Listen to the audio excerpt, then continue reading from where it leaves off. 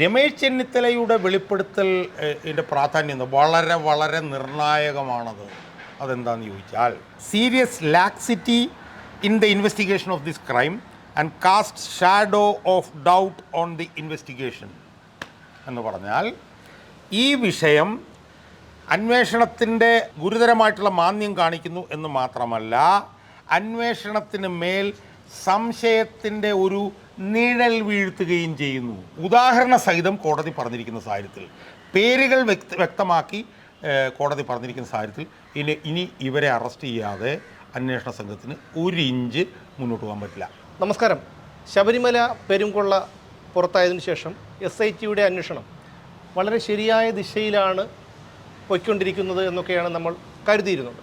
അതിന് കാരണമുണ്ട്. ഹൈക്കോടതി നിയോഗിച്ച അന്വേഷണ ഉദ്യോഗസ്ഥരാണ് ആ SITയുടെ അന്വേഷണ സംഘത്തിൽ ഉണ്ടായിരുന്നത്. താങ്കളും പറഞ്ഞു, ഇതിൽ അന്വേഷണം ഒരിക്കലും വഴിതെറ്റിപ്പോവില്ല, സമ്മർദ്ദങ്ങൾക്ക് SIT വഴങ്ങില്ല എന്നൊക്കെ പറഞ്ഞിരുന്നു. അന്നും സാധാരണക്കാർക്ക് ഉണ്ടായൊരു സംശയം, എന്ത് അക്രമവും എന്ത് നെറികേടുകളും വൃത്തികേടുകളും ചെയ്യാൻ യാതൊരു മടിയും മനസാക്ഷിക്കുത്തുമില്ലാത്ത ഒരു ഭരണകൂടവും പാർട്ടിയുമാണ് ഇവിടെയുള്ളത്. അവരിപ്പോൾ അവരുടെ ഒരു മരണപ്രാളത്തോടെയുള്ള ഒരു പോരാട്ടമാണ് ഇത്.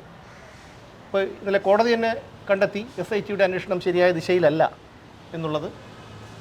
വളരെ രൂക്ഷമായ പ്രതികരണം കോടതിയിൽ നിന്ന് SITക്ക് ഏറ്റുവാങ്ങേണ്ടി വന്നു. ഇനിയുള്ള SITയുടെ പോക്ക്, ഈ SITയിൽ വലിയ പ്രതീക്ഷ അർപ്പിച്ചുകൊണ്ട് മുന്നോട്ട് പോയ ഒരു പൊതുപ്രവർത്തകനാണ് ഞാൻ. അതിനെനിക്ക് എൻ്റേതായിട്ടുള്ള കാരണങ്ങളുണ്ടായി. പക്ഷേ തെരഞ്ഞെടുപ്പ് വന്നതോടുകൂടി SITയുടെ പ്രവർത്തനം മന്ദീഭവിച്ചു എന്ന് ഞാനും പറഞ്ഞിരുന്നു. തെരഞ്ഞെടുപ്പ് കഴിഞ്ഞ പശ്ചാത്തലത്തിൽ SITയുടെ അന്വേഷണം ദ്രുതഗതിയിലാവാനുള്ള സാധ്യതയുണ്ട് എന്നുള്ള വിലയിരുത്തലും ഞാൻ നടത്തിയിരുന്നു. പക്ഷേ ഹൈക്കോടതിയിൽ നിന്ന് ഇന്നലെ വന്ന വിധിന്യായം, അതുപോലെ തന്നെ ഏതാണ്ട് 2 ആഴ്ചയ്ക്ക് മുമ്പ് വന്ന വിധിന്യായം, ആ വിധിന്യായത്തിലൊക്കെ പറഞ്ഞിരിക്കുന്ന കാര്യങ്ങൾ SIT സമ്മർദ്ദത്തിന് വഴങ്ങിയോ എന്നുള്ള സംശയം ബഹുമാനപ്പെട്ട ഹൈക്കോടതിക്ക് തന്നെ ഉണ്ടായിട്ടുണ്ട് എന്നതിൻ്റെ വ്യക്തമായിട്ടുള്ള തെളിവാണ്. യഥാർത്ഥത്തിൽ ഈ ശബരിമല പെരുങ്കൊള്ളയുമായി ബന്ധപ്പെട്ടുകൊണ്ട് ഒന്ന് ദേവസ്വം ബെഞ്ചിൻ്റെ ഇടക്കാല ഉത്തരവുകളുണ്ട്. അതൊരു 7 ഇടക്കാല ഉത്തരവുകളുണ്ട്. അത് ജസ്റ്റിസ് V രാജാ വിജയരാഘവനും ജസ്റ്റിസ് KV ജയകുമാറും കൂടെ ചേർന്നിട്ടുള്ള ബെഞ്ചിൻ്റെതാണ്. എന്നാൽ ഇതിലെ പ്രതികൾ ജാമ്യാപേക്ഷയുമായി ബന്ധപ്പെട്ടുകൊണ്ട് വേറൊരു ബെഞ്ചിൻ്റെ മുന്നിൽ വരികയുണ്ട്. അത് സിംഗിൾ ബെഞ്ചാണ്, ബദറുദ്ദീൻ്റെ. അത് ജസ്റ്റിസ് A ബദറുദ്ദീൻ്റെതാണ്. ജസ്റ്റിസ് A ബദറുദ്ദീൻ്റെ മുമ്പിൽ വന്ന 2 കേസുകളിലെ വിധിന്യായങ്ങളാണ് നമ്മളിപ്പോൾ ചർച്ച ചെയ്തുകൊണ്ടിരിക്കുന്നത്. അതിൽ ജസ്റ്റിസ് ബദറുദ്ദീൻ്റെ മുമ്പിൽ വന്ന ആദ്യത്തെ കേസിലും ആദ്യത്തെ ജാമ്യാപേക്ഷയിലും രണ്ടാമത്തെ ജാമ്യാപേക്ഷയിലും ജാമ്യം നിഷേധിക്കുന്ന വിധിന്യായങ്ങളാണ് ജസ്റ്റിസ് A ബദറുദ്ദീൻ പുറപ്പെടുവിച്ചിട്ടുള്ളത്. എന്നാൽ ആദ്യത്തെ വിധിന്യായത്തിൽ അദ്ദേഹം ഈ ജാമ്യം നിഷേധിച്ചു കൊണ്ട് ഈ കേസിൽ വൻതോക്കുകൾ ഉൾപ്പെടെ അവരിലേക്ക് പോകേണ്ടതിൻ്റെ ആവശ്യകതയാണ് ആദ്യത്തെ വിധിന്യായത്തിൽ ജസ്റ്റിസ് A ബദറുദ്ദീൻ പറഞ്ഞത്. അത് ഇങ്ങനെ നിന്നാൽ പോരാ, അത് പോകണം എന്നൊക്കെ പറഞ്ഞുകൊണ്ട് ഒരു പൊതുവിൽ ഇതിനകത്ത് വൻതോക്കുകൾ ഇടപെട്ടിട്ടുണ്ട്. അതുകൊണ്ട് അവരുടെ കൂടെ ഇതിനകത്ത് അവരും കൂടെ പുറത്തേക്ക് വരണം എന്നുള്ള നിലയിലുള്ള പൊതു നിരീക്ഷണങ്ങളാണ് ജസ്റ്റിസ് A ബദറുദ്ദീൻ നടത്തിയതെങ്കിൽ, ഈ ഡിസംബർ 19-ാം തീയതി ജസ്റ്റിസ് ബദറുദ്ദീൻ നടത്തിയിട്ടുള്ള നിരീക്ഷണങ്ങൾ അത് ദൂരവ്യാപക പ്രത്യാഘാതങ്ങൾ ഉണ്ടാക്കുന്ന നിരീക്ഷണങ്ങളാണ് എന്ന് മാത്രമല്ല, ആ നിരീക്ഷണങ്ങൾക്ക് 2 ഭാഗങ്ങളുണ്ട് എന്നാണ് എനിക്ക് തോന്നുന്നത്. ഒന്ന്, ഈ പ്രത്യേക അന്വേഷണ സംഘം വേണ്ട രീതിയിൽ ഇത് അന്വേഷിക്കുന്നില്ല എന്നും, പ്രത്യേക അന്വേഷണ സംഘം എന്തൊക്കെയോ സമ്മർദ്ദങ്ങൾക്ക് എവിടെയൊക്കെയോ വഴങ്ങിയിട്ടുണ്ട് എന്നുമുള്ള കാര്യകാരണസഹിതവും വസ്തുനിഷ്ഠവുമായിട്ടുള്ള പരാമർശങ്ങളാണ് ജസ്റ്റിസ് ബദറുദ്ദീൻ്റെ ഡിസംബർ 19 വിധിയിൽ പറഞ്ഞിരിക്കുന്ന ഒന്നാമത്തെ കാര്യം. അതായത് പറഞ്ഞപ്പോൾ അത് ആദ്യത്തെ വിധിന്യായത്തിൽ പൊതു വിലയിരുത്തലായിരുന്നു എന്ന് ഞാൻ പറഞ്ഞു. ഈ വിധിന്യായം എന്ന് പറയുന്നത് ഏതാണ്ട് ഒരു 80-81 പേജുള്ള ഒരു വിധിന്യായമാണ്. ഈ വിധിന്യായത്തിൽ 62ാമത്തെ പേജിൽ ഈ ജസ്റ്റിസ് ബദറുദ്ദീൻ ചോദിക്കുന്നൊരു ചോദ്യം, ഈ ദ്വാരകപാലക ശില്പങ്ങളും മറ്റ് വസ്തുക്കളുമൊക്കെ തന്നെ പുറത്ത് കൊണ്ടുപോയി സ്വർണം പൂശി എന്നുള്ള തീരുമാനം ദേവസ്വം ബോർഡിൽ എടുത്തിട്ടുള്ളത് ദേവസ്വം ബോർഡിൻ്റെ പ്രസിഡൻറ്റും എല്ലാ അംഗങ്ങളും കൂടി ചേർന്നാണ്. അതാണ് അദ്ദേഹം പറയുന്നത്. There was a decision by the Devaswom board describing the items therein as copper instead of gold. അതായത് സ്വർണ്ണമല്ല ചെമ്പാണ് എന്ന് പറയുന്ന തീരുമാനം ദേവസ്വം ബോർഡിൻ്റെ തീരുമാനമായിരുന്നു. And thus all the Devaswom board members involve in this decision, അതായത് പത്മകുമാറും KP ശങ്കരദാസും N. Vijaykumar, they are criminally liable for describing the original gold-cladded items as copper-plated, since the same is the starting point of misappropriation. അതുകൊണ്ട് സ്വർണം ചെമ്പാണ് എന്നുള്ള തീരുമാനം അത് ഈ ക്രമക്കേടിൻ്റെ തുടക്കമായതുകൊണ്ടാണ് അതിൽ പത്മകുമാറിനും KP ശങ്കരദാസും N. വിജയകുമാറും 3 പേരും ക്രിമിനലി ലയബിളാണ്. മനസ്സിലായി? എന്നിട്ട് പറയുന്നത് എന്താണ്? Although the investigation officer arrested Padmakumar, other remain not arrested, മറ്റവരെ അറസ്റ്റ് ചെയ്തിട്ടില്ല. And no effective investigation against them to be noticed from records available. അത് രേഖകളിൽ നിന്ന് നോക്കുമ്പം അവരെ അറസ്റ്റ് ചെയ്തിട്ടില്ലെന്ന് മാത്രമല്ല അവരുമായി ബന്ധപ്പെട്ട് ഗൗരവമായിട്ടുള്ള അന്വേഷണങ്ങൾ നടന്നില്ല എന്നും കാണുന്നു. അതിൽ ശങ്കർദാസ് ഈ ഒരു വിഷയത്തിൽ ഇടപെടും. അദ്ദേഹം എന്താണ് ദേവസ്വം ബോർഡ് മെമ്പർ ആയിരുന്നു ആ സമയത്ത്. ഒരിക്കലും അദ്ദേഹത്തെ ഒഴിവാക്കിക്കൊണ്ട് ഈ ഒരു അന്വേഷണം മുന്നോട്ട് പോകാൻ കഴിയില്ല എന്ന് ഏതൊരു മനുഷ്യൻ്റെയും യുക്തിക്ക് മനസ്സിലാവുന്നതാണ്. പക്ഷേ അദ്ദേഹം ആരുടെ പിതാവാണ് എന്നുള്ളതാണ് അവിടെ ഒരു ചോദ്യം വരുന്നത്. അപ്പോൾ അങ്ങനെ വരുമ്പോൾ ആ മകൻ IPS കാരനായ ഹരിശങ്കർ എന്ന മകൻ അദ്ദേഹത്തെ സഹായിക്കും എന്നുറപ്പുണ്ടായിരുന്നു. അല്ല, ഞാൻ പറഞ്ഞത് അത് വരട്ടെ. ഞാൻ പറഞ്ഞ ഈ ജഡ്ജ്മെൻറ്റിലേക്ക് നമുക്ക് കേന്ദ്രീകരിക്കും. ഇത് ചെറിയ കാര്യമല്ല, വരട്ടെ. എന്നിട്ട് പിന്നെ ജസ്റ്റിസ് ബദറുദ്ദീൻ പറയുന്നത്, this shows serious laxity in the investigation of this crime and cast shadow of doubt on the investigation എന്ന് പറഞ്ഞാൽ ഈ വിഷയം അന്വേഷണത്തിൻ്റെ മാന്ദ്യം കാണിക്കുന്നു, ഗുരുതരമായിട്ടുള്ള മാന്ദ്യം കാണിക്കുന്നു എന്ന് മാത്രമല്ല അന്വേഷണത്തിന് മേൽ സംശയത്തിൻ്റെ ഒരു നിഴൽ വീഴ്ത്തുകയും ചെയ്യുന്നു. അതാണ് it cast shadow of doubt on the investigation. അതുകൊണ്ട് തന്നെ ഈ കാര്യങ്ങൾ അന്വേഷണ സംഘം പരിശോധിക്കും. The investigating officer shall address the same. അതാണ് 62ാമത്തെ പേജിൽ പറയുന്നത്. ഇനി നമ്മൾ മുന്നോട്ട് വന്ന 65ാമത്തെ പേജിൽ പറയുന്നത് എന്താ? അത് പൊതുവിൽ ഈ വിഷയത്തിൻ്റെ ഒരു ഗൗരവാവസ്ഥയെക്കുറിച്ചിട്ടാണ് പറയുന്നത്. ഇത് നമ്മൾ ഇതുവരെ മുൻപൊന്നും കേട്ടിട്ടില്ലാത്ത തരത്തിലുള്ള ഒരു വലിയ കൊള്ളയാണ്. ഇത് ലക്ഷക്കണക്കിന് ഭക്തജനങ്ങളുടെ താല്പര്യം ഹനിക്കുന്ന വിഷയം ആയതുകൊണ്ട് ഇതെല്ലാം സംരക്ഷിക്കാനായിട്ട് തിരുവിതാംകൂർ ദേവസ്വം ബോർഡിലെ ഉദ്യോഗസ്ഥന്മാർക്ക് ഉത്തരവാദിത്തമുണ്ട്. Although the accused persons are given assignment to do the set job. ഇതിനകത്ത് പ്രതികളായവർക്ക് ഈ ഉത്തരവാദിത്വം നിർവഹിക്കാൻ വേണ്ടിയിട്ട് ചുമതല കൊടുത്തെങ്കിലും അത് സംരക്ഷിക്കുന്നതിന് പകരം അവർ അവിടെ ക്രമക്കേട് നടത്തുകയാണ് ചെയ്തത്. എന്നിട്ട് പറയുന്നത് എന്താണെന്ന് പറഞ്ഞു കഴിഞ്ഞാൽ, വേർ പ്രൊട്ടക്റ്റേഴ്സ് ബിക്കം ഡിസ്ട്രോയേഴ്സ്, സംരക്ഷിക്കേണ്ടവർ അത് നശിപ്പിക്കാൻ വേണ്ടിയിട്ട് ശ്രമിക്കുകയും, ഗാർഡിയൻ ടേംഡ് എക്സിക്യൂട്ടർ എന്ന് പറഞ്ഞാൽ അത് സംരക്ഷിക്കേണ്ടത് അത് ഇല്ലാതാക്കുന്നതിനുള്ള, or the hands that heals now harms, അതായത് പിന്നെ സംരക്ഷിക്കേണ്ട കൈകൾ നശിപ്പിക്കുന്ന അതിനെക്കുറിച്ചിട്ട് പറയുന്നു. എന്നിട്ട് 66ാം പേജിൽ പറയുന്നത്, ഞാൻ അവസാനിപ്പിക്കുന്നതിന് മുമ്പ് എനിക്ക് കുറച്ച് കാര്യങ്ങൾ കൂടി പറയാനുണ്ട്. That some stagnation in the investigation after the dismissal of anticipatory bail applications filed by 4th and 6th accuse.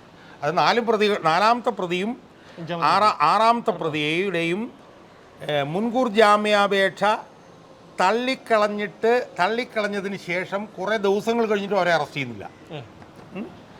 അതായത് though the anticipatory bail applications dismissed on 4/12/2025, അതായത് 4ാം പ്രതിയുടെയും 6ാം പ്രതിയുടെയും മുൻകൂർ ജാമ്യാപേക്ഷ 4/12/2025 തള്ളിക്കളഞ്ഞെങ്കിലും അവരെ അറസ്റ്റ് ചെയ്യുന്ന, അവരെ 16/12/2025 വരെ അവരെ അറസ്റ്റ് ചെയ്തിട്ടില്ല. അതായത് 12 ദിവസത്തോളം അറസ്റ്റ് ചെയ്തിട്ടില്ല. മനസ്സിലായില്ലേ? അപ്പം അത് കൃത്യമായിട്ട് പറയുകയാണ് എന്തുകൊണ്ടാണ് അവരുടെ ജാമ്യാപേക്ഷ തള്ളിയിട്ട് 12 ദിവസമായിട്ട് അവരെ അറസ്റ്റ് ചെയ്യാമായിരുന്നു. എന്നിട്ട് വേറെയും ചോദ്യങ്ങൾ ചോദിക്കുന്നുണ്ട്. Whether all the Devaswom board members arrayed as accused in this case is എന്നുവെച്ചാൽ ഈ കെ പി ശങ്കരദാസും വിജയകുമാറും പ്രതികളായിരുന്നിട്ട് പോലും അവരെ അറസ്റ്റ് ചെയ്യുന്നില്ല എന്ന് മാത്രമല്ല K Sunilkumar, R G Radhakrishnan, V S Rajendraprasad, K Raghavan അവരെല്ലാവരും FIR-ൽ അവരുടെ പേരുണ്ട്. അവരെ ഒന്നും ഇതുവരെ അറസ്റ്റ് ചെയ്തിട്ടില്ല. ഈ 4 പേരെ അറസ്റ്റ് ചെയ്തിട്ടില്ല. മനസ്സിലായില്ലേ? The order permitting the first accused to take എന്നുവെച്ചാൽ അപ്പം അതെല്ലാം ചെയ്തത് വിജയകുമാർ ഇവരെല്ലാവരുമാണ്. It is surprising to note that when asked whether Vijayakumar and Shankardas who are either arrayed as accused അവരെ അറസ്റ്റ് ചെയ്യുന്നതാണെന്ന് ചോദിച്ചു കഴിഞ്ഞാൽ ചോദിച്ചു. അത് ഞങ്ങൾ ADGP-യോട് ചോദിച്ചു. ഈ അന്വേഷണ ഉദ്യോഗസ്ഥൻ അവരെല്ലാം ഓപ്പൺ കോർട്ടിലുണ്ടായിരുന്നു. അവരോട് എല്ലാവരോടും who are either arrayed arrested the learned ADGP യോട് എന്തുകൊണ്ടാണ് അറസ്റ്റ് ചെയ്യാന്ന് ചോദിച്ചപ്പോൾ അറസ്റ്റ് ചെയ്തില്ല എന്ന് പറഞ്ഞു. അവർ ഓപ്പൺ കോർട്ടിലുണ്ടായിരുന്നു. This would show serious stagnation in the investigation after 5/12/2025. അതായത് ഡിസംബർ 5, 2025 ശേഷം അന്വേഷണം മന്ദീഭവിച്ചു. And the investigating officer shall address the same. അത് പരിശോധിക്കണം. And to effectuate investigation against all erring officers without any discrimination and without segregating culprit for any reason എന്ന് പറഞ്ഞാൽ 5/12/2025 ശേഷം അന്വേഷണം മന്ദീഭവിച്ചു. അത് പരിശോധിക്കണം എന്ന് മാത്രമല്ല പ്രതികളെ അറസ്റ്റ് ചെയ്യുന്ന കാര്യത്തിൽ ഒരു ഒരു ഒരു ഒരു ഡിസ്ക്രിമിനേഷനും ഒരു വിവേചനവും പാടില്ല. അതാണ് ഒരു ഡിസ്ക്രിഗേഷനും ഒരു സെഗ്രിഗേഷനും പാടില്ല. കാരണം ചില പ്രതികളെ അറസ്റ്റ് ചെയ്യുന്നു, ചില പ്രതികളെ അറസ്റ്റ് ചെയ്യുന്നു. അത് പാടില്ല. അത് പറയുന്നു. അത് പറഞ്ഞതിന് ശേഷം ഇതെല്ലാം പിന്നെ അന്വേഷണ ഉദ്യോഗസ്ഥന്മാർ പരിശോധിച്ചു കൊള്ളണം എന്ന് പറഞ്ഞുകൊണ്ടാണ് പിന്നെ ഇത് അവസാനിക്കുന്നത്. പക്ഷേ ഈ പരാമർശം ഉണ്ടായി ഏതാനും കുറച്ച് സമയത്തിനുള്ളിൽ തന്നെ അറസ്റ്റ് 2 നടന്നല്ലോ. അതെ. പക്ഷേ ആ അറസ്റ്റോടുകൂടി, അതായത് മുഖം രക്ഷിക്കാനായി കോടതിയുടെ ഒരു രൂക്ഷ പരാമർശത്തിൽ മുഖം രക്ഷിക്കാനായി ചെയ്തതാണോ അറസ്റ്റ്? അതായത് ഒന്ന് ഞാൻ പറഞ്ഞു, ഈ ജസ്റ്റിസ് ബദറുദ്ദീൻ്റെ 2 വിധിന്യായങ്ങൾ വന്നു. അതിലാദ്യത്തെ വിധിന്യായങ്ങളിൽ പൊതുവായിട്ടുള്ള കാര്യങ്ങളാണ് അദ്ദേഹം പറഞ്ഞതെങ്കിൽ രണ്ടാമത്തെ വിധിന്യായത്തിൽ കാര്യകാരണ സഹിതം അന്വേഷണം എങ്ങനെ മന്ദീഭവിച്ചു എന്ന് ഉദാഹരണങ്ങൾ സഹിതം 4-6 പ്രതികളെ നിങ്ങൾ 5-ാം തീയതി അറസ്റ്റ് ചെയ്തിട്ടും അയാളെ 5-ാം തീയതി അവരുടെ മുൻകൂർ ജാമ്യാപേക്ഷ 16-ാം തീയതി വരെ അവരെ അറസ്റ്റ് ചെയ്യുന്നില്ല. 1. 2, ഈ തീരുമാനങ്ങളെ ഈ മിസ്അപ്രോപ്രിയേഷൻ ക്രമക്കേടിൻ്റെ തീരുമാനങ്ങൾ മൊത്തത്തിലെടുത്തത് ദേവസ്വം ബോർഡ് ഉദ്യോഗസ്ഥന്മാരായിരുന്നെങ്കിൽ അതിൽ പത്മകുമാറിനെ മാത്രം അറസ്റ്റ് ചെയ്യുന്നു, കെ.പി. ശങ്കരദാസിനെയും വിജയകുമാറിനെ അറസ്റ്റ് ചെയ്യുന്നില്ല. വേറെ പല പ്രതികളും FIR-ൽ പേരുണ്ട്, അവരെ അറസ്റ്റ് ചെയ്യുന്നില്ല. ഇതെല്ലാം കൃത്യമായി പറഞ്ഞ കോടതി പറയുന്നു ഇതിൽ ഡിസ്ക്രിമിനേഷനും സെഗ്രിഗേഷനും പാടില്ല, വിവേചനം പാടില്ല, 2 തരത്തിലുള്ള പ്രതികളെ 2ആയി കാണാൻ പാടില്ല. അതുകൊണ്ട് അത് പരിശോധിച്ച് അതിനനുസരിച്ചുള്ള തീരുമാനം അന്വേഷണ ഉദ്യോഗസ്ഥന്മാർ എടുത്തോളാം. അല്ല ഞാൻ വരും. അപ്പോൾ ഇതിൽ നിന്ന് വരുന്ന 2 കാര്യം എന്താണ്? ഒന്ന്, അന്വേഷണം മരവിച്ചു, അന്വേഷണ ഉദ്യോഗസ്ഥന്മാർ വേണ്ട രീതിയിൽ അന്വേഷിച്ചില്ല, പ്രതികളെ 2 തരത്തിൽ കണ്ടു. ഇതെല്ലാം കാര്യകാരണ സഹിതം കോടതി പറഞ്ഞിരിക്കുന്ന സാഹചര്യത്തിൽ, ഉദാഹരണ സഹിതം കോടതി പറഞ്ഞിരിക്കുന്ന സാഹചര്യത്തിൽ, പേരുകൾ വ്യക്തമാക്കി കോടതി പറഞ്ഞിരിക്കുന്ന സാഹചര്യത്തിൽ ഇനി ഇവരെ അറസ്റ്റ് ചെയ്യാതെ അന്വേഷണ സംഘത്തിന് 1 ഇഞ്ച് മുന്നോട്ട് പോകാൻ പറ്റില്ല. ഒന്നാമത് അതൊന്ന്. 2, മുഖം രക്ഷിക്കാനാണെങ്കിലും അല്ലെങ്കിലും പ്രത്യേക അന്വേഷണ സംഘം 2 അറസ്റ്റ് ഇപ്പോൾ നടത്തിയിരിക്കുന്നു. ആ 2 അറസ്റ്റിൻ്റെ പ്രത്യേകത എന്ന് പറഞ്ഞാൽ അത് സംസ്ഥാനത്തിന് പുറത്തുള്ള 2 പേരാണ് അറസ്റ്റ്. ആ അറസ്റ്റ് ചെയ്യപ്പെട്ട 2 പേരും ഈ കൊള്ളയിൽ പങ്കാളികളാണെന്നുള്ള വിവരം നമുക്ക് നേരത്തെ തന്നെ അറിയാവുന്നതാണ്. കാരണം ഇതിൻ്റെ ഫ്രം ദ ഡേ വൺ ഈ സ്മാർട്ട് ക്രിയേഷൻസിനെ കുറിച്ചിട്ട് നമുക്കറിയാവുന്നതാണ്. അതെ. ആ സ്മാർട്ട് ക്രിയേഷൻസ് പറഞ്ഞത് പലതും തെറ്റാണെന്നുള്ള കാര്യം നമുക്കറിയാവുന്നതായിരുന്നു. കാരണം ഇത് സ്വർണം വേർതിരിച്ചെടുക്കാനുള്ള സംവിധാനം ഞങ്ങൾക്കില്ല എന്നൊക്കെ ആദ്യം പറയുകയും പിന്നെ ഉണ്ടായിരുന്നു പറയുകയും ചെയ്തിരുന്നു. പക്ഷേ അതുപോലെ തന്നെ ഗോവർദ്ധൻ എന്ന് പറഞ്ഞ ആൾക്കും ഇതിനകത്ത് പങ്കുണ്ട്. റോഥാം ജ്വല്ലറി അവിടെ നിന്ന് സ്വർണം പിടിച്ചെടുക്കുകയും ചെയ്തതാണ്. അപ്പോൾ എന്നിട്ടും ആ 2 പേരെയും ഇതുവരെ അറസ്റ്റ് ചെയ്യാൻ പ്രത്യേക അന്വേഷണ സംഘം തയ്യാറായിരുന്നില്ല. ആ 2 പേരെ ഇപ്പോൾ അറസ്റ്റ് ചെയ്തിരിക്കുന്നു എന്ന് പറയുമ്പോൾ അതിന് വേറൊരു തരത്തിലുള്ള പ്രസക്തി ഉണ്ട് എന്നുള്ളത് നമ്മൾ കാണണം. അതെന്താണെന്ന് ചോദിച്ചാൽ അതിനെ നമ്മൾ ഈ പെരുങ്കൊള്ളയ്ക്കുള്ള അന്താരാഷ്ട്ര ബന്ധം എന്ന രമേശ് ചെന്നിത്തലയുടെ വെളിപ്പെടുത്തലിൻ്റെ തുടർ നടപടികളുമായിട്ട് ബന്ധപ്പെടുത്തി വേണം ഇവരെ രണ്ടുപേരെയും കാണാൻ എന്നാണ്. അതായത് അന്താരാഷ്ട്ര വിഗ്രഹക്കടത്ത് സംഘവുമായിട്ടുള്ള കണ്ണികൾ ആയി ഇവർ പ്രവർത്തിച്ചു എന്നാണ് താങ്കൾ പറയുന്നത്. എന്ന് പറഞ്ഞു കഴിഞ്ഞാൽ നമ്മൾ കഴിഞ്ഞ ദിവസം പറഞ്ഞ പോലെ രമേശ് ചെന്നിത്തല ഇത് പറഞ്ഞിട്ട് മൊഴി കൊടുത്തതിൻ്റെ തുടർച്ച എന്നുള്ള നിലയിൽ രമേശ് ചെന്നിത്തലയുടെ മൊഴിയിൽ പറയുന്ന ആ വ്യവസായിയെ ചോദ്യം ചെയ്തു. ആ വ്യവസായിയിൽ നിന്ന് കുറേ വിവരങ്ങൾ കിട്ടി. തന്നെ ഈ അന്താരാഷ്ട്ര വിഗ്രഹ കള്ളക്കടത്തുകാരെ തന്നെ ബന്ധപ്പെട്ടു എന്നുള്ള നിലയിലുള്ള മൊഴി അദ്ദേഹം കൊടുത്തു. അതെല്ലാം കൊടുത്ത് അതിൻ്റെ തുടർ നടപടികളുമായി അന്വേഷണ സംഘം പോകുന്നതിൻ്റെ ഭാഗമായിട്ടായിരിക്കണം ഈ പങ്കജ് ഭണ്ഡാരിയെയും ഈ ഗോവർദ്ധനെയും അറസ്റ്റ് ചെയ്തത് എന്ന് വേണം നമ്മൾ അനുമാനിക്കാൻ. അങ്ങനെയെങ്കിൽ ഇതിൻ്റെ അന്വേഷണം ഇതിൻ്റെ അന്താരാഷ്ട്ര ബന്ധങ്ങളിലേക്ക് കടന്നിരിക്കുന്നു എന്നുള്ള ഏറ്റവും ക്രൂഷ്യലായിട്ടുള്ള ഒരു ഡെവലപ്മെൻറ്റാണ് ഇപ്പോൾ നടന്നിരിക്കുന്നത്. ഇനി മറുവശത്ത് നമ്മൾ കാണാനുള്ളൊരു കാര്യം എന്താണ്? നമ്മളത് കഴിഞ്ഞ ദിവസം കുറച്ച് ഡിസ്കസ് ചെയ്യാൻ കുറച്ചുകൂടി കൂടുതൽ ഡിസ്കസ് ചെയ്യാൻ നിൽക്കും. കാരണം നമ്മൾ മറുവശത്ത് കാണേണ്ട ഒരു കാര്യം എന്ന് വെച്ച് കഴിഞ്ഞാൽ ഈ പെരുങ്കൊള്ള അന്വേഷിച്ച് അതിൻ്റെ വിവരങ്ങൾ പുറത്തുകൊണ്ടിരുന്ന കാര്യത്തിൽ കേരളത്തിലെ നീതിപീഠം ഒരു വിട്ടുവീഴ്ചയ്ക്കും തയ്യാറാവില്ല എന്നുള്ള സുപ്രധാനമായിട്ടുള്ളൊരു കാര്യമാണ് നമ്മൾ കാണുന്നത്. പക്ഷേ വേറെ മറ്റൊരു കാര്യം എന്ന് പറഞ്ഞാൽ ഈ ആദ്യത്തെ ദേവസ്വം ബോർഡ് ബെഞ്ചിൻ്റെ നിരീക്ഷണത്തിൽ ഈ കാര്യങ്ങൾ മുന്നോട്ട് പോയിക്കൊണ്ടിരിക്കുമ്പോഴാണ് SITക്ക് ഇതുപോലൊരു പിഴവ് വന്നിട്ടുള്ളത്. അല്ല, ഞാൻ പറഞ്ഞല്ലോ, നമ്മളത് കഴിഞ്ഞ ദിവസം ചർച്ച ചെയ്തു. കാരണം SITയുടെ ഉദ്യോഗസ്ഥന്മാർ സംസ്ഥാന ഗവൺമെൻറ് കീഴിലുള്ള ഉദ്യോഗസ്ഥന്മാർ, മനസ്സിലായില്ല. അവരെ സംബന്ധിച്ചിടത്തോളം അവർ ഈ അന്വേഷണം കഴിഞ്ഞ് കഴിഞ്ഞാലും ഒരു സംസ്ഥാന ഗവൺമെൻറ് കീഴിലാണ് അവർ പ്രവർത്തിക്കേണ്ടത്. അവരുടെ കൈയും കാലം ചിലപ്പോൾ ഒടിഞ്ഞു പോകുമെന്നുള്ളത് നമ്മൾ കഴിഞ്ഞ ദിവസം കണ്ടതാണ്, നമ്മൾ സംസാരിച്ചതാണ്. യോഗേഷ് ഗുപ്ത എന്ന് പറഞ്ഞ വിജിലൻസ് ഡയറക്ടറെ പോലും വലിയ തോതിൽ ഇട്ട് പീഡിപ്പിക്കുന്നത് നമ്മൾ കണ്ടതാണ്, മനസ്സിലായി. അപ്പോൾ H വെങ്കടേശനായാലും ശശിധരനായി കഴിഞ്ഞാലും ആശങ്ക ഉണ്ടാവും. പക്ഷേ ഇനി തദ്ദേശഭരണ തെരഞ്ഞെടുപ്പ് മാറിയിരിക്കട്ടെ, ഇനി ഒരു വിട്ടുവീഴ്ചയ്ക്കും ഒരു സമ്മർദ്ദത്തിനും ഇനി ഇവർക്ക് വഴങ്ങാൻ കഴിയില്ല. കാരണം എന്താണ്? കേരളത്തിലെ ബഹുമാനപ്പെട്ട ഉന്നത നീതിപീഠം ഈ കാര്യത്തിൽ ഒരു വിട്ടുവീഴ്ചയ്ക്കും തയ്യാറാവില്ല എന്നതിൻ്റെ സുവ്യക്തമായിട്ടുള്ള സൂചനകളാണ് ഈ ജസ്റ്റിസ് A ബദറുദ്ദീൻ്റെ രണ്ടാമത്തെ വിധിയിൽ അടങ്ങിയിട്ടുള്ളത്. അതായത് അദ്ദേഹം പറയുന്ന ഒരു അവസാനത്തെ ഒരു പാരഗ്രാഫുണ്ട്. ആ പാരഗ്രാഫ് കൂടെ നമ്മളൊന്ന് പോകുന്നതല്ല. Equal moiety, flaws, laziness and willful lapses in the investigation of serious cases including corruption should be avoided to secure defectively. എന്ന് പറഞ്ഞാൽ അന്വേഷണത്തിലുണ്ടാകുന്ന മാന്ദ്യം ഒഴിവാക്കിയാൽ മാത്രമേ യഥാർത്ഥ പ്രതികൾ ശിക്ഷിക്കപ്പെടുകയുള്ളൂ. Indubitably, when the investigation in serious cases including corruption is not fully defect free, without any loophole, the corrupt persons, including the big guns involved therein, would escape from the process of law and prosecution, and the same would affect the development of the country, the social equilibrium and the economic fabric. എന്ന് പറഞ്ഞാൽ അന്വേഷണം അട്ടിമറിക്കപ്പെട്ടാൽ ഈ കൊള്ളയുടെ ഭാഗമായിട്ടുള്ള വൻതോക്കുകൾ പോലും രക്ഷപ്പെടുകയും അത് രാജ്യത്തിൻ്റെ വികസനത്തെ വരെ അത് ബാധിക്കും.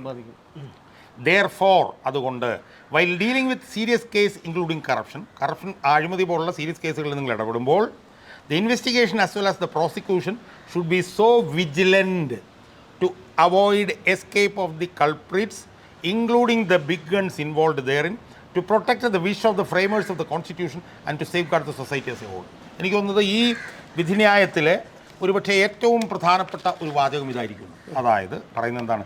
Therefore, അതുകൊണ്ട് while dealing with serious cases including corruption, അഴിമതി ഉൾപ്പെടെയുള്ള ഗൗരവമായിട്ടുള്ള വിഷയങ്ങൾ കൈകാര്യം ചെയ്യുമ്പോൾ the investigation as well as the prosecution should be so vigilant to avoid escape of the culprits.